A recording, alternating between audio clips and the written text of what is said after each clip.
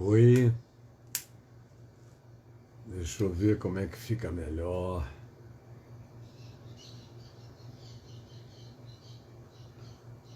Oi, gente, boa tarde. Deixa... Boa tarde para todos vocês. Oi, Wellington, meu amigo querido, amado da minha... Wellington, querido, amado da minha alma, tudo bem? Obrigado pelo elogio à camisa da Santa Corja. Santa Corja que levanta e anda. Essa gente que Jesus disse que não fica parada pelo caminho. Aliás, esse nome veio de uma frase minha num dos livros Caminho do Discípulo. Eu acho que é no livro número 5, Perguntas Cretinas, Respostas Divinas, quando eu falo que Jesus disse aos fariseus que muitos pecadores, filho do reverendo Antônio Elias, que tem uma estamparia maravilhosa há muitos anos, alguém está dizendo que está baixo, melhorou? Ele me disse que gostaria de fazer uma marca com esse nome, Santa Corja que levanta e anda. E está aí a Santa Corja, essa é a camisa da Santa Corja.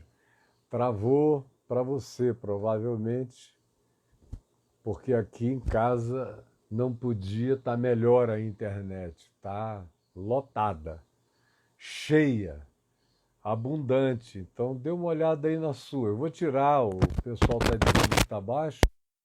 Melhorou? E agora, melhorou? O áudio está um pouco baixo. Eu vou deixar aqui na lata mesmo para ver se fica bom para vocês. Agora, quanto à internet, verifique a sua, porque aqui é poderosa essa internet.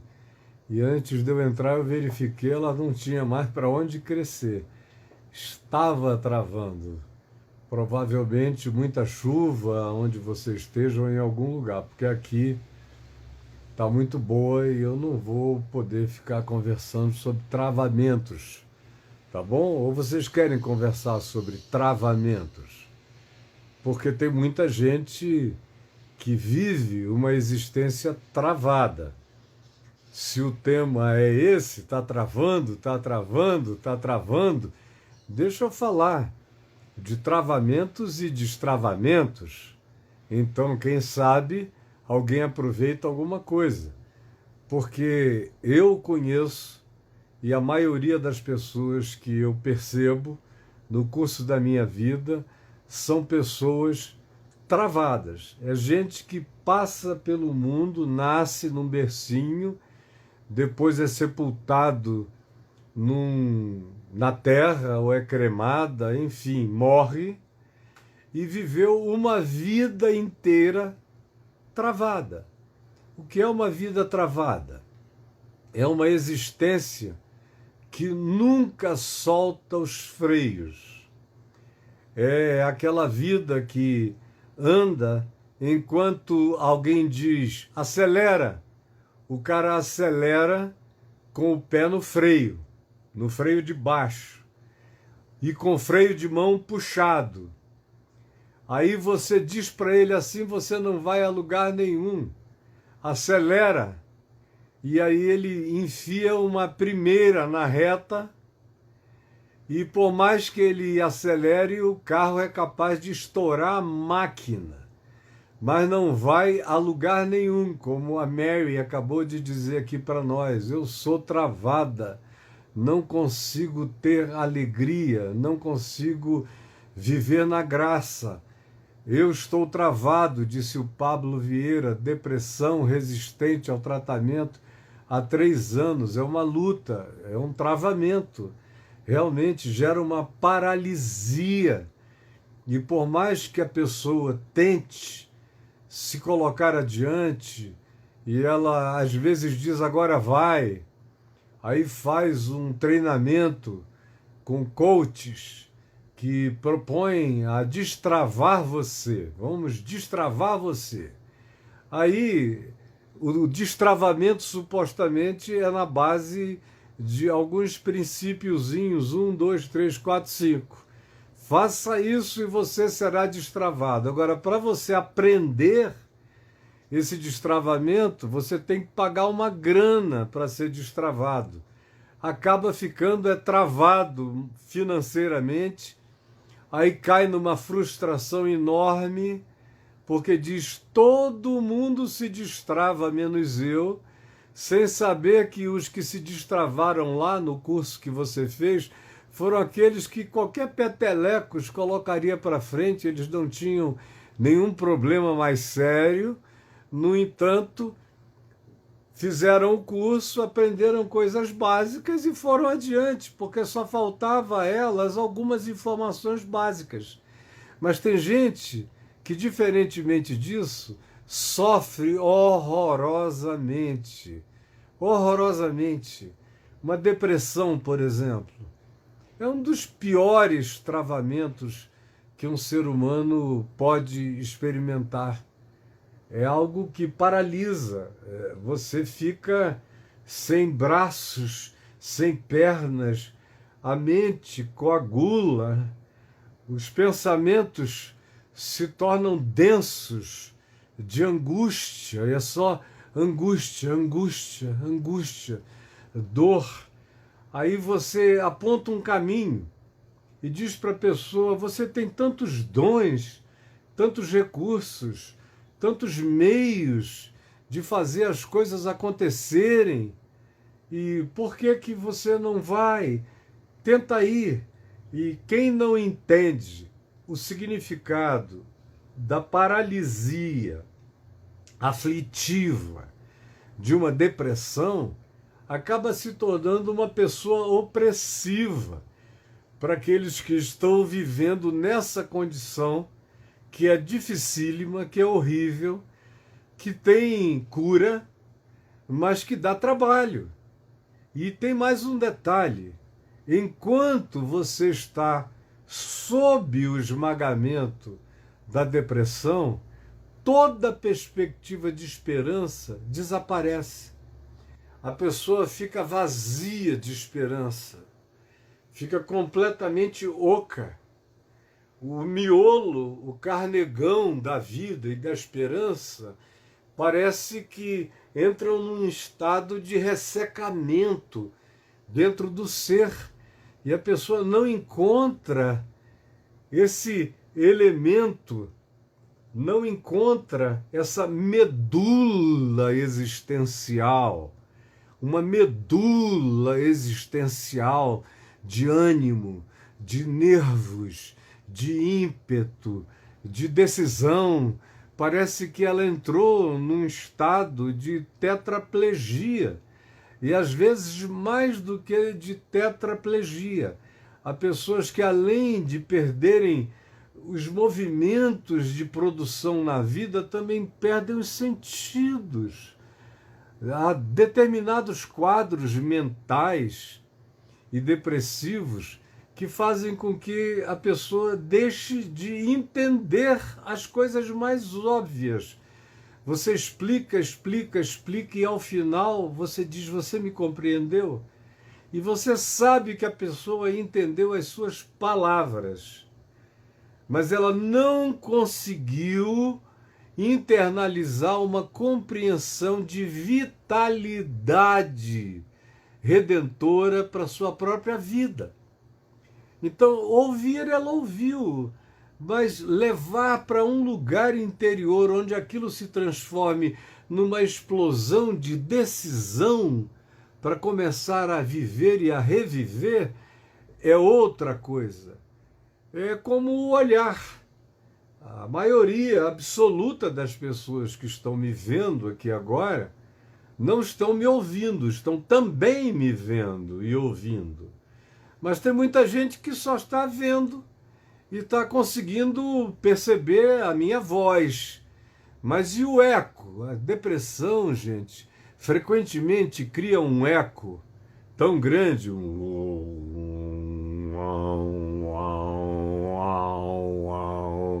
que você ouve ecos, parece que nada é nítido. E tem outros elementos mais que a depressão vai produzindo. Por exemplo, uma sensação de distanciamento dos elementos reais. Por exemplo, microfone que está aqui embaixo. Você não vê quando eu estou nesse ângulo aqui do Instagram. Ele aparece mais quando eu estou fazendo um programa com o celular deitado.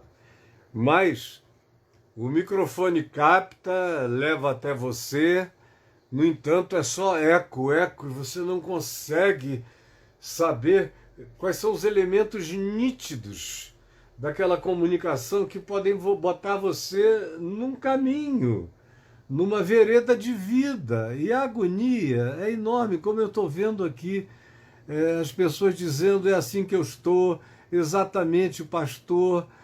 Outros escreveram textos longos que eu não tive nem chance. Olha, Rejane, estou desesperado.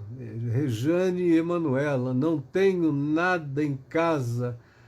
Alguém tenha misericórdia, me ajuda. A Rejane está com fome. Meu Jesus. A Juliette diz realmente assim: ô Juliette, com o rosto de um homem com barba. Fernando, que live, está vindo totalmente ao meu encontro. Tem uma filha, a outra pessoa querida aqui, diz: tem uma filha especial, ela precisa de uma cirurgia nos pés, de urgência nos pés. Alguém nos ajude, não tenho nada em casa, eu suplico. Nem eu tampouco tenho, querida. Realmente, você está me vendo aí, está iluminado, está bonito, mas eu subi para cá também sem nada. Financeiramente, sem nada. Graças a Deus tem comida. Graças a Deus tem comida. Graças a Deus tem um cartão que a gente conseguiu pagar há 4 dias atrás, que é o que nos faz poder fazer as aquisições. Mas quando eu vinha subindo para cá, para ninguém ficar pensando que a minha vida é uma maravilha e que eu falo de barriga cheia e com tudo resolvido, nada podia ser mais falso. Isso nunca esteve presente na minha vida. Mas quando eu subi, a minha mulher me disse: olha, nós estamos com 2 contas de luz atrasadas, a de dezembro e a de janeiro. E a de dezembro já está atrasada há alguns dias. Eu estou com medo que corte. Olha, a luz. Acaba tudo isso aqui. Como mês atrasado, houve um corte. Eu passei um dia inteiro aqui sem energia elétrica na vela. Por quê? Porque eu não tinha dinheiro. Então, minha querida Rejane.Emanuela, filhinha especial, eu não tenho nem prata nem ouro. Se eu tivesse, eu ia pedir teu Pix. Eu não tenho, querida, infelizmente. Não tenho para mandar. Meu netinho saiu com a namorada para dar uma volta no shopping e eu queria ter conseguido dar R$ 50 para ele, fazer um lanchinho com a namorada, mas não tinha R$ 50 para dar a ele. Mas eu tenho uma coisa, que essa nunca me faltou. Essa está presente em mim e vai estar até o último dia da minha vida. Eu não tenho nem prata nem ouro, mas o que eu tenho, isso eu te dou. Em nome de Jesus, Senhor Jesus, eu tenho o poder que me habita no Espírito Santo, em nome de Jesus. E tu sabes que eu não jogo palavras fora, eu estou falando contigo, em favor da Rejane. Rejane Emanuela e da filhinha especial que ela tem, e da falta de comida hoje na casa dela. Eu peço que tu envies o teu provimento miraculoso, o teu provimento para Rejane Emanuele. Por favor, Jesus, que antes que essa tarde termine, ela seja assombrada, como eu tenho sido tantas vezes no curso desses 50 anos andando contigo, tenho sido assombrado, porque tu és o Deus que ouve as nossas vozes, ouves o nosso clamor, estendes a mão em nosso socorro. É o que eu te peço pela Rejane, pela filhinha dela e pela dispensa dela. Por favor, atende o clamor, o desespero da tua filha e de tantos quantos estejam nessa situação. Em nome de Jesus, é o que eu te desejo de todo o meu coração. Rejane Emanuela, minha filha. Outros escreveram também coisas até longas, muitos expressando saudade. A Rabi Graça escreve da Bolívia, acompanhando gente de tantos os lugares. Enfim, eu estou aqui, não vim aqui para isso. Eu ia fazer uma chamada de trabalho, porque eu estou no meio de um monte de atividades, organizando a minha vida, tentando organizar, não é? O coração do homem faz planos, mas a resposta certa só vem mesmo dos lábios do Senhor. Então eu estou aqui fazendo meus planos, com os meus amigos, planejando minha última década de vida, se eu conseguir chegar lá. Mais 10 anos com alguma força e 10 anos com lucidez. Eu estou na boquinha dos 70 anos, daqui a 10 eu estou com 80. E Moisés disse no Salmo 90 que a vida do homem chega a 70 anos. Eu vivo numa época em que a vida tem se tornado mais longeva, por causa dos recursos médicos e de tantas outras coisas, da própria qualidade de existência. E aí ele diz, chega a 70, em havendo vigor, chega a 80. O que passar disso, quando a gente passa, é canseira e enfado. E mais do que isso, tudo passa rapidamente quando a gente vê, não está com força nem para ficar segurando um celular desse na mão. Como eu agora esses dias. Eu estou há um mês com uma dor nesse ombro aqui. E querendo saber o que era, eu durmo certo, nas posições certas, rolo nas direções necessárias, alterno as minhas posições durante a noite, tomo cuidado em relação a isso, tento manter a minha posição a mais ereta que eu consiga na minha idade, enfim, eu tomo alguns cuidados. De onde vem essa dor? Eu não fiz nenhum esforço brusco, até que agora, há 4 dias, eu descobri que a dor vem do fato de que eu fico muitas horas trabalhando por dia no celular, e não neste, mas neste celular que está aqui, que vai junto com uma capa, e fica mais pesado. Você veja como é a velhice. A minha mão direita está acostumada a fazer muito mais força do que a esquerda, que é uma mão de apoio, na maioria das vezes. Até quando eu lutava jiu-jitsu, era a mão da pegada, a finalização era sempre com a direita.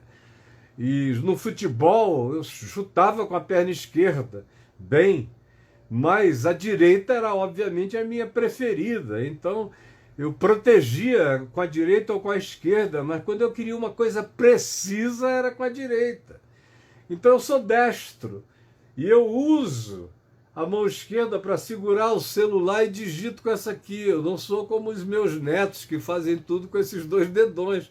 Conclusão, eu vim a descobrir que essa dor terrível, eu tomei Biprofenide, Torcilax, Dorilax, sei lá quantos laxes para relaxar e nada. Aí, há 4 dias atrás, eu resolvi fazer um jejum de celular.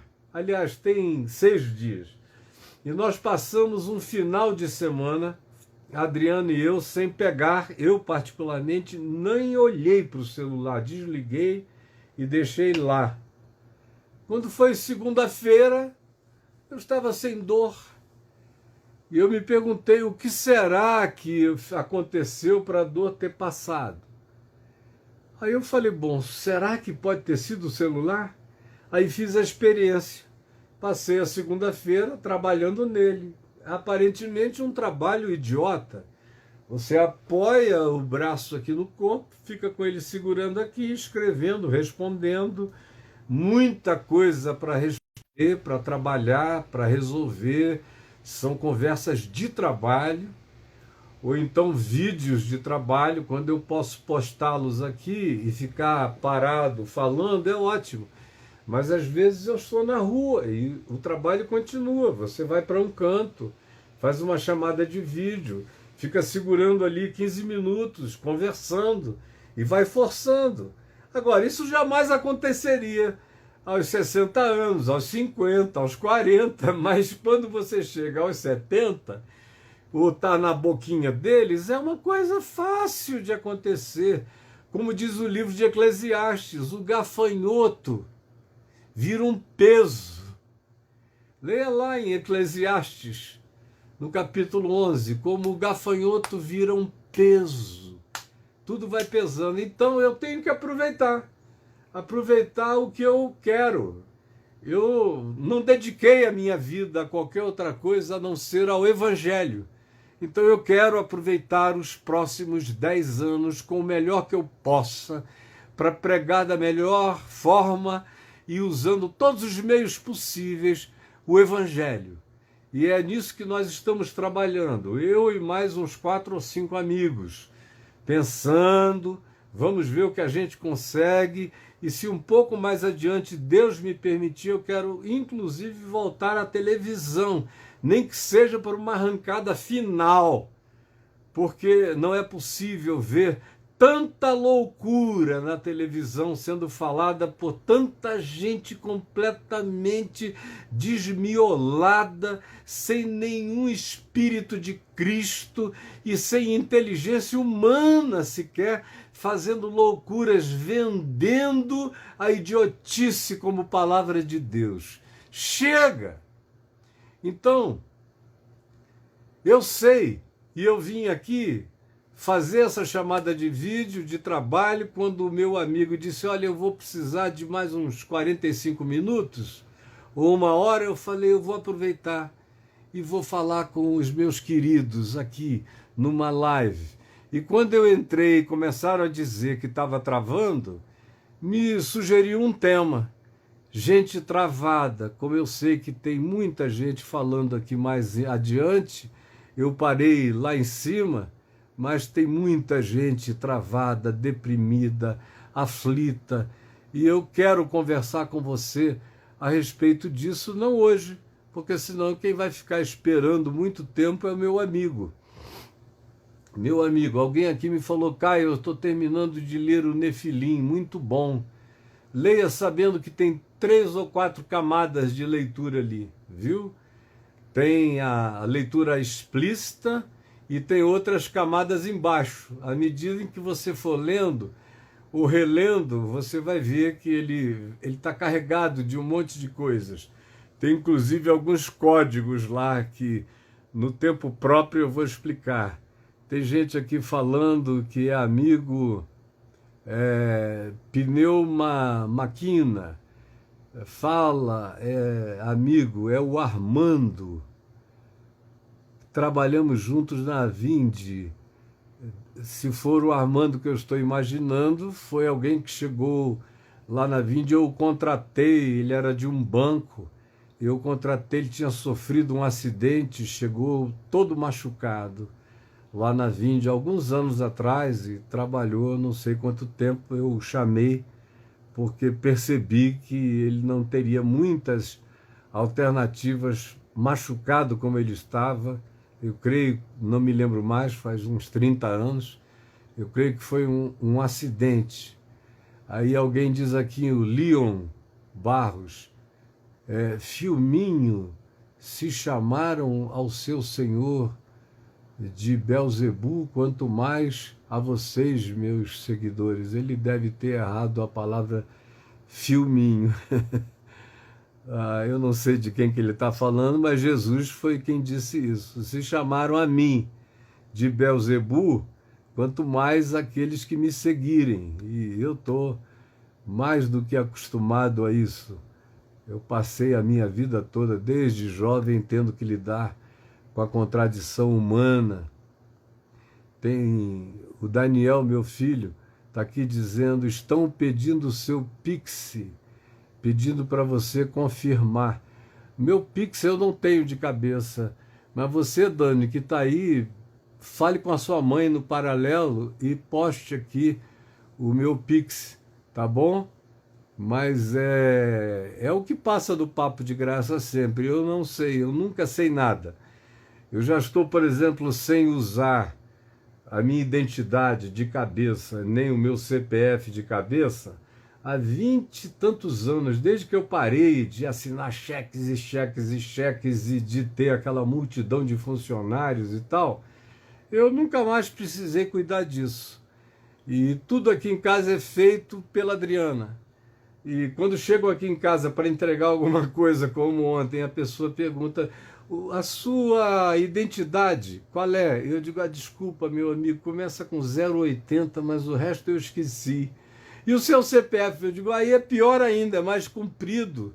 E eu já não uso há muitos anos, eu estou meio fora dessa necessidade. A minha mulher, graças a Deus, com a graça de Deus, cuida de tudo. Agora, se alguém puder também, ajude a nossa querida Emanuela, porque quem está sem nada na despensa é a Emanuela.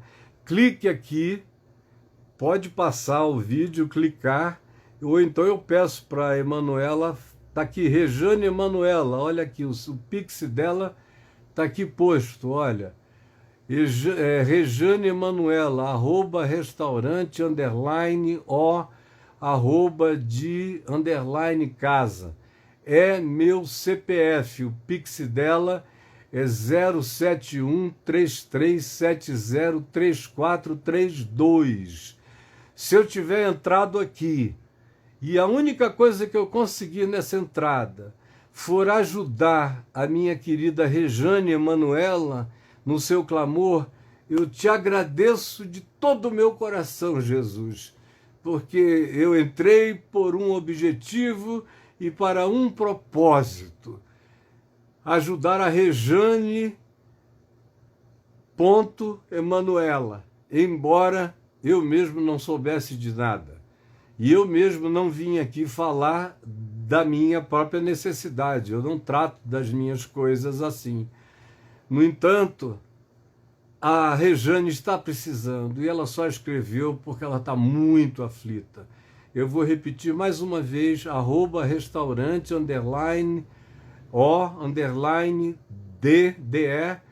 _DDE_casa. É o meu CPF, que é 07133703432. Quem puder, mande um Pix. Eu serei o homem mais feliz do mundo se em entrando aqui eu tiver podido ajudar alguém. Na minha necessidade, na minha fraqueza, na minha falta de recursos. Mas eu tenho esse recurso de a qualquer hora que eu abra aqui, mesmo sem avisar ninguém, sem precisar marcar hora, pelo menos no fim dessa conversa terão passado aqui umas 500, 600 pessoas. Como agora tem 255, já houve 300, outras vão entrando, é assim que funciona. E a Rejane Emanuela está aqui. Eu vou ter que ir agora, porque senão eu vou deixar o meu amigo esperando, coitado, e ele não merece isso. Está na hora de eu chamá-lo para nós continuarmos. Agora, todavia, preste atenção, o meu Instagram está liberado. Ele estava travado. Estava travado, ficou travado mais de um mês. Sabe por quê? Porque eu peguei e copiei uma charge aqui no Instagram de uma outra pessoa. Copiei no Reels do Instagram, que é uma coisa super oficial do Instagram. Copiei com todos os créditos para quem postou e repostei. E recebi uma punição. Quem posta lá, e muitos postam a mesma coisa sem sofrer nada, mas eu não posso. Porque é tanta denúncia de minions, de gente que me odeia, porque eu tenho uma posição de um desejo de sociedade diferente. Não tem nada a ver com fulano versus cicrano. Eu não tenho nada de idolatria por ninguém. Mas eu tenho apego a um projeto de país que seja mais justo, mais equânimo, onde as pessoas tenham mais oportunidade. E a minha escolha é por esse país que nos dê mais oportunidade. Aí tem gente que, por mais que eu repita isso, ficam com ódio.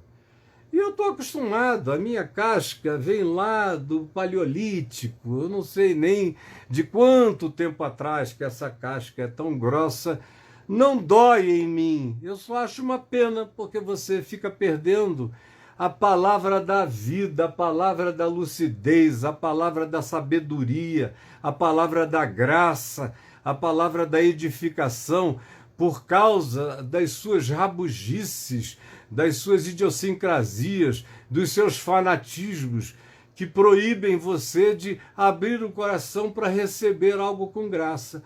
Mas como agora o meu Instagram está liberado, eu vou voltar a conversar com vocês todo dia.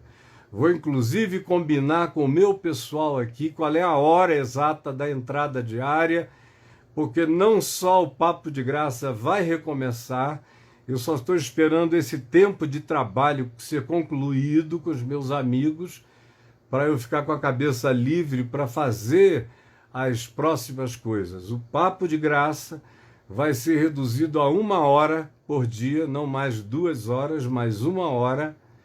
O nosso querido Braulio não vai mais poder me ajudar. Depois de 12 anos maravilhosos com o Braulio, meu grande amigo, querido, foi a pessoa com quem eu passei mais tempo. Eu nunca tive uma dupla na televisão durante, meu Deus, estou fazendo televisão desde 18 anos de idade, TV aberta. Nunca tive. Tinha quadros e quadros e quadros, cheguei a ter 4 horas de programação por dia no tempo da TV Manchete. Eram 30 e tantos quadros, mas eu fazia tudo, chamando um, mandando para outro, indo para a rua, chamando quadros do mundo inteiro, coisas diferentes. Mas ter um parceiro, eu nunca tive. O Braulio foi o primeiro e o único, 12 anos. Ele está com outros compromissos agora, tem algumas outras coisas para fazer. Ele é coach e ele também se formou em psicanálise. Ele tem outras atividades que ele pode desenvolver, e quando eu estimulei a fazer o curso de psicanálise e de aconselhamento, eu fiz isso há uns 6 anos atrás, ou 7, com essa intenção de vê-lo um dia me deixar. Então, quando ele disse que tínhamos encerrado um ciclo, eu entendi perfeitamente. É meu amigo querido, não muda nada. Mas por isso eu vou fazer outras coisas que eu estava querendo fazer. Outra pessoa vai entrar provavelmente no lugar dele para me passar as perguntas e tudo mais. Vou reduzir a 1 hora, porque eu tenho outras coisas para fazer. Por exemplo, eu registrei uma marca chamada Área 51 do Evangelho, onde para a pessoa entrar não vai ser um programa aberto, vai ser um programa fechado. Para a pessoa entrar, ela tem que preencher o meu Enem. Ela vai ter que ver se eu quero ter certeza de que eu estou lidando com gente madura, consciente, lúcida.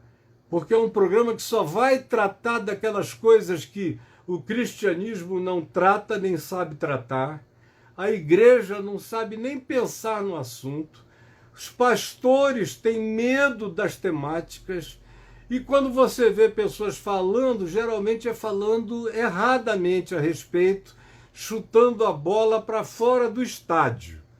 Então, Área 51 é aquele lugar nos Estados Unidos, super fechado e secreto, que é maior para debaixo da terra e nos túneis de quilômetros e quilômetros embaixo da terra, onde toda sorte de experimentos científicos e tecnológicos militares são feitos e ninguém pode se aproximar, e quem olha de cima não vê nada porque só tem galpões em cima. Ela funciona mesmo no subterrâneo, profundo. E agora é que começam a vazar as histórias da Área 51, as histórias proibidíssimas. Então, eu registrei o Área 51 do Evangelho. Para fazer parte disso, só pessoas que vão preencher um questionário minucioso para mostrar que tem interesse e conhecimento de causa, que não vão ficar dizendo, ai, meu Deus, para isso não. Me assista no Papo de Graça, porque você só vai se escandalizar com aquelas coisas básicas. Se você não aguenta nem o básico que eu falo, você não vai entender as coisas que, como Paulo disse, e Paulo tinha um grupo, Paulo tinha uma Área 51 do Evangelho. Você vê lá em 1 Coríntios, como ele diz, que as coisas profundas ele só compartilhava com os experientes. Com aquele povo ali de Corinto, ele disse, entre vocês eu só posso falar banalidades, que é como eu me sinto. Eu venho falando coisas que eu vou falar até morrer, porque eu sou um evangelizador e eu estou aqui para ensinar o básico do evangelho para todo mundo que vai chegando com a chance de crer e de se converter e de abraçar a fé. No entanto, o evangelho tem muito mais, e eu estou preocupado com a geração dos meus netos e com a geração dos filhos dos meus netos. É com esse pessoal que eu estou preocupado e eu quero falar com eles. Além da Área 51 do Evangelho, eu vou também fazer um culto devocional, que não será longo, ele vai ter uns 30, 45 minutos de duração, para todo mundo assistir, um culto de edificação baseado naquilo que tem a ver com os salmos, com a edificação da alma, com aflição, com depressão, com medo, com pânico, com angústia, com abandono, com rejeição. Só esses temas, porque eu quero ser, da parte de Deus, como fui a vida inteira, um ser de consolação e de esperança para as pessoas. E além disso, nós vamos mudar também completamente algumas outras coisas. Eu devo também fazer um podcast umas 2 ou 3 vezes na semana, só com temas daquele podcast, e vai ser também uma coisa fora do meu ambiente, para quem quiser ir discutir, conversar, perguntar. Não é como os temas da Área 51, é uma outra coisa. E as minhas viagens a Israel, que vão continuar, vão ser diferentes também. Eu deverei passar a ir para lá, ficar pelo menos 2 meses a 3 meses lá, enquanto eu faço também cursos na Universidade Hebraica de Jerusalém. Eu vou receber grupos nos intervalos. Devo receber uns 3 a 4 grupos nesse período, falar, pregar, ensinar, viajar com o grupo. Eles vão embora, eu tenho mais 2 semanas para continuar nos meus cursos e as minhas conversas com os arqueólogos, as novas descobertas em Israel, gravando tudo, fazendo documentários calmos, minuciosos, para encher as pessoas de conhecimento bíblico, histórico, geográfico e arqueológico, e para elas terem certeza de que a Bíblia nunca foi tão afirmada, tão validada nos seus conteúdos históricos e nas informações que traz quanto nesses dias. Eu vou parar repetindo. Ajudem a Rejane Emanuela. Está aqui o Pix dela. Ela está sem comida em casa, ela e uma filhinha especial. @restaurante _o_de_ casa. E o Pix é o CPF dela, 071 33703432. Jesus, permite que essa nossa entrada aqui, assim, casual, humanamente falando, tenha tido um significado imenso, para além do que as palavras e daquilo que a mente consegue processar. É o que eu te imploro, em teu nome, Jesus. Um beijo para todo mundo. Até amanhã, se Deus quiser. Tchau, gente boa. Obrigado, meu filho, Daniel.